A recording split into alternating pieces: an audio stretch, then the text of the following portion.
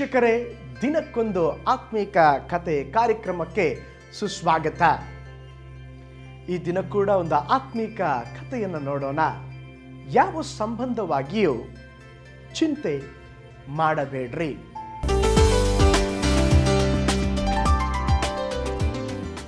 ಒಂದು ದಿನ Martin Luther, ನೀವು ಮಾರ್ಟಿನ್ ಲೂಥರ್ ಬಗ್ಗೆ ಕೇಳಿಸಿಕೊಂಡಿರುತ್ತೀರಾ.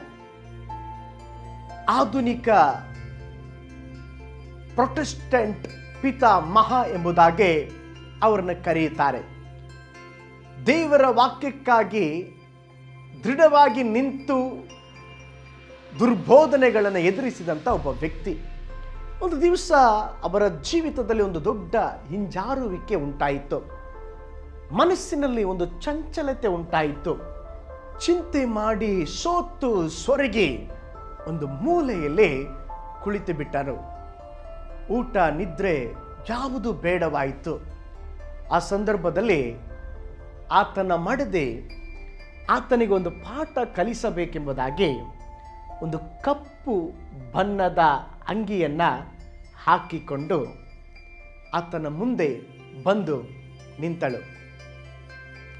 ವಿದೇಶಗಳಲ್ಲಿ ಈ ಕಪ್ಪು ಅಂಗಿಯನ್ನು ಧರಿಸಿದರೆ ಅದರ ಅರ್ಥ ಸಮೀಪ ಬಂಧುಗಳು ತೀರಿಕೊಂಡಿದ್ದಾರೆಂಬುದಾಗಿ ಅರ್ಥವನ್ನು ಸೂಚಿಸುತ್ತದೆ. ಈ ಕಪ್ಪು ಉಡುಪಿನಲ್ಲಿದ್ದಂಥ ಹೆಂಡತಿಯನ್ನು ಕಂಡಂಥ ಲೂಥರ್ ಭಯ ಹಿಡಿದವನಾಗಿ ನಡುಗುತ್ತಾ ತನ್ನ ಹೆಂಡತಿಯನ್ನು ಕೇಳ್ತಾ ಇದ್ದಾನೆ, ಯಾರು ಸತ್ತಿದ್ದಾರೆ, ಯಾರು ಸತ್ತಿದ್ದಾರೆ? ಬಹಳ ವಿಸ್ಮಯವಾಗಿ ಕೇಳುವಾಗ ಲೂಥರ್ ಅವರ ಹೆಂಡತಿ ಹೇಳಿದ್ದಂತೆ, ಯೇಸು ಸ್ವಾಮಿ ಸತ್ತು ಹೋದ್ರು.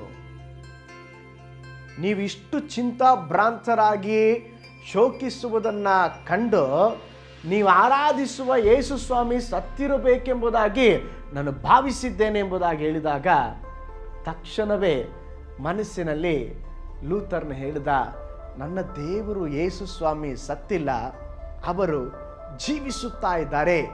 ಈ ಒಂದು ಕಾರ್ಯದಿಂದ ಅವನ ಜೀವಿತದಲ್ಲಿ ತನ್ನ ಹೆಂಡತಿ ಬೋಧಿಸಿದ ಆ ಕಾರ್ಯದ ನಿಮಿತ್ತವಾಗಿ ಸೋತು ಸುಣ್ಣವಾಗಿ ಸೊರಗಿದ್ದಂಥ ಮಾರ್ಟಿನ್ ಲೂಥರ್ ತಿರುಗಿ ಎದ್ದು ಒಂದು ಪ್ರೊಟೆಸ್ಟೆಂಟ್ ಯುಗವನ್ನೇ ತಂದು ಅನೇಕ ಜನರಿಗೆ ಆಶೀರ್ವಾದವಾಗಿ ಮಾರ್ಪಟ್ಟನು. ದೇವ ಮಕ್ಕಳೇ, ನಿನ್ನ ಮನಸ್ಸು ಮುದುಡಿದ ವೇಳೆಗಳಲ್ಲಿ ನಿಮ್ಮ ದೇವರಾದ ಕರ್ತನು ಜೀವವುಳ್ಳವನಾಗಿ ಇದ್ದಾನೆಂಬುದಾಗಿ ನಾವು ನಂಬಬೇಕಾಗಿದೆ. ನಿಮ್ಮ ಮನೋನೇತ್ರದಲ್ಲಿ ನೆನೆಸಿ ಕರ್ತನನ್ನು ಸ್ತುತಿಸಿ ಸ್ತೋತ್ರ ಮಾಡ್ರಿ. ನಿನ್ನ ನಿರುತ್ಸಾಹಗಳು ದೈವ ಪ್ರಭಾವದಿಂದ ಮಾರ್ಪಡಲಿ. ಅದಕ್ಕೆ ಸತ್ಯವೇದ ತಿಳಿಸ್ತದೆ, ಯಾವ ಸಂಬಂಧವಾಗಿಯೂ ಚಿಂತೆ ಮಾಡದೆ ಸರ್ವ ವಿಷಯಗಳಲ್ಲಿ ದೇವರ ಮುಂದೆ ಕೃತಜ್ಞತಾ ಸ್ತುತಿಯನ್ನು ಮಾಡುತ್ತಾ ವಿಜ್ಞಾಪನೆಯನ್ನು ಮಾಡುತ್ತಾ ನಿಮಗೆ ಬೇಕಾದದ್ದನ್ನು ತಿಳಿಯಪಡಿಸಿರಿ. ಹಾಗಿರೋದಾದರೆ ಪ್ರೀತಿಯ ವೀಕ್ಷಕರೇ, ನಮ್ಮ ಯೇಸು ಕ್ರಿಸ್ತನು ಜೀವಿಸುತ್ತಾ ಇದ್ದಾನೆ, ಚಿಂತೆ ಮಾಡಬೇಡ್ರಿ.